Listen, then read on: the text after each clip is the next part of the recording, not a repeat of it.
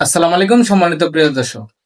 আজকের এই ভিডিওটা সম্পূর্ণ সবার দেখার অনুরোধ রইল। কারণ এই আজকের যে ভিডিওটা, এই ভিডিওটা আমার মনে হয় প্রত্যেকটা নাগরিকের দেখা উচিত আর কি। যে বিষয়টা নিয়ে আলোচনা করব সেটা হলো যে আমরা 5ই আগস্টের পরে আমাদের দেশে কতটুকু আমরা অর্জন করতে পারছি আর কতটুকু আমরা কি করতে পারছি বা আমরা কতটুকু সফলতা পাইছি, এটা আমরা একটু দেখার চেষ্টা করব।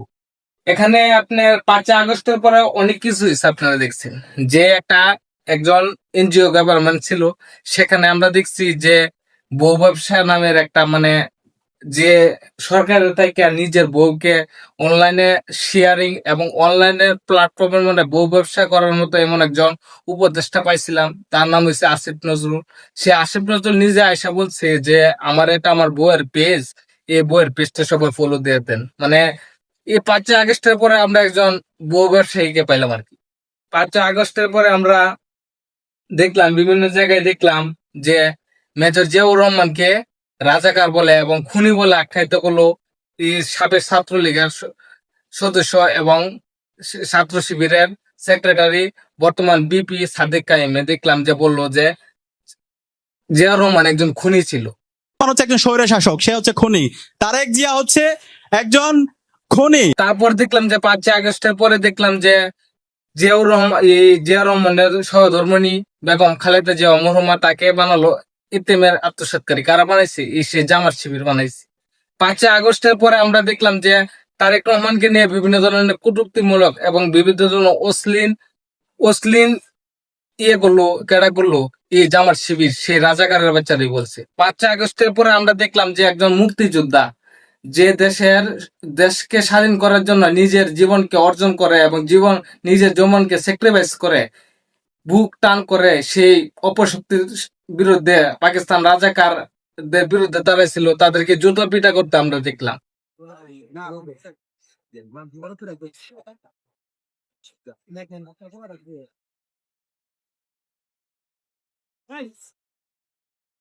সেই 5ই আগস্টের পরে দেখলাম আমরা মব করে বিভিন্ন মানুষকে হত্যা করতে দেখলাম।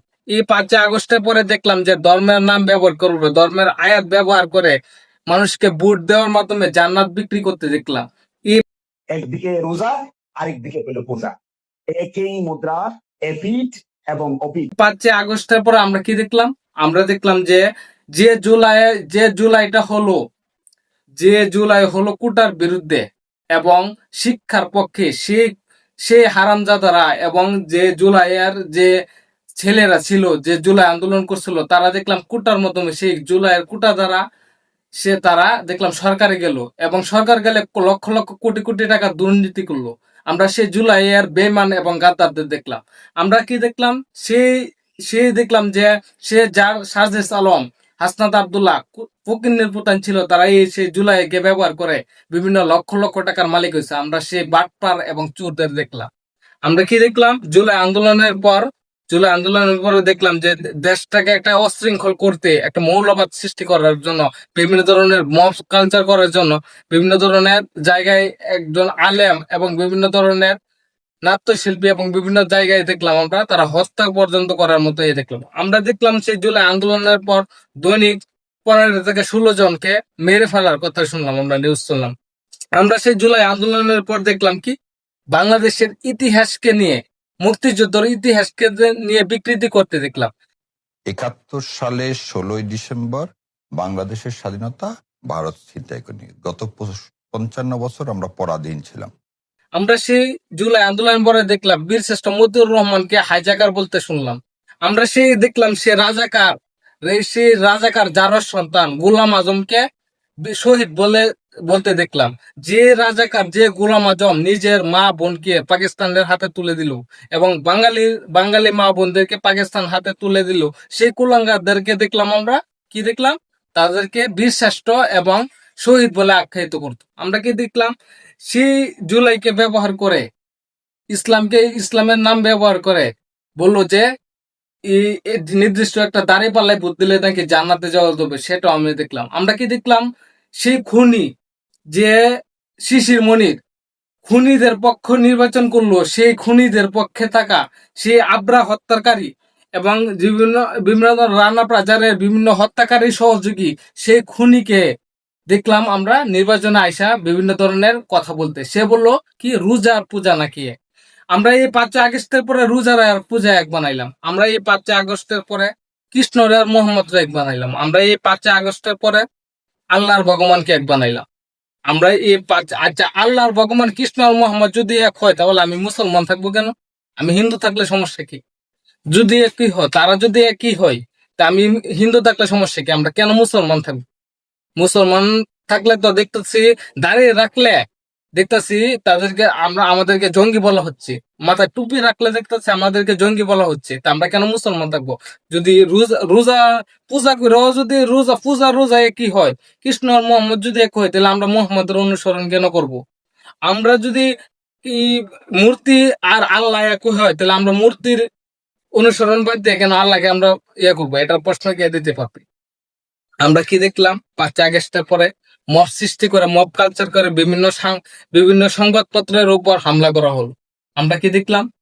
যারা গত 17 বছর অন্যায় নিপীড়ন কইরা সেই ফেসিবাদী আন্দোলনের সংযোগ হইয়া এই ফেসিবাদীকে বিতাড়িত করলো, তাদের সহযোগিতাকে নিয়ে রাজনীতি করা হলো। আমি লিখবে বিএনপি আমি লিখ আনলো, জামাত আমি লিখ আনলো, এনসিপি আমি লিখ দ্বার গঠন হলো। আমরা কি দেখলাম যে 5 আগস্টের পর থেকে বিভিন্ন ধরনের মব সৃষ্টি করে বিভিন্ন মাদ্রাসা বন্ধ করে দেওয়া হলো। আমরা কি দেখলাম 5 আগস্টের পর থেকে রোজার এই বিভিন্ন ধরনের কোরআনের আয়াত বিভিন্ন ওয়াজ মাহফিল বিকৃতি করা হলো। আমরা কি দেখলাম যে যে হারামজাদারা ওয়াজ মাহফিলে বসে বললো যে দাড়ি পাল্লায় ভোট দিলে নাকি জান্নাত পাবে। আমরা কি দেখলাম ইউনূস সাহেবকে নবীর সাথে তুলনা করা হলো। ইউনূস সাহেব এই পদ্ধতিতে আসছে, আপনি ইউনূস সাহেবকে ক্ষমতাচ্যুত করা হারাম, অবৈধ আপনার তো। ও আসছে নবুয়ত, নবী যেভাবে আল্লাহ চয়েস করেন ওই সিস্টেমে সে। এটার জন্য কি 5 আগস্ট করছিল? মুক্তিযোদ্ধাদের জুতার মালা পরানোর জন্য কি 5 আগস্ট করছিল? জিয়াউর রহমানকে খুনি রাজাকার বলার জন্য কি 5 আগস্ট করছিল? কিসের জন্য বলছিল? রোজার আর পূজা বানানোর জন্য কি 5 আগস্ট করছিল? ইসলামের দল নাম ব্যবহার করে সেই এই নামদারি ইসলামিক দল রাজনীতি করার জন্য টকশর্মীরা আয়েশা বলে যে কি আপনার মুক্তিযুদ্ধ ছিল একটা মানে হাইজাকা, মুক্তিযুদ্ধ ছিল একটা বিকৃতি এবং এটা ছিল একটা ষড়যন্ত্র। এটা শোনার জন্য আমরা কি চাইছিলাম যে যে রাজাকারের বাচ্চারা আমাদের দেশের মা বোনদেরকে পাকিস্তানের হাতে তুলে দিত, তাদেরকে শহীদ বলার জন্য? আমরা কি এটার জন্য বাংলাদেশ স্বাধীন পেয়েছিলাম? আমরা কি চাইছিলাম যে মুক্তিযোদ্ধাদেরকে জুতা দাবা বানানোর জন্য? এটাই কি 5 আগস্টের অর্জন? স্বৈরাচার বিতরণ করে কি এটা কি 5 আগস্টের অর্জন? ভিডিওটা যদি ভালো লাগে অবশ্যই পাশে থাকবেন। ধন্যবাদ সবাইকে।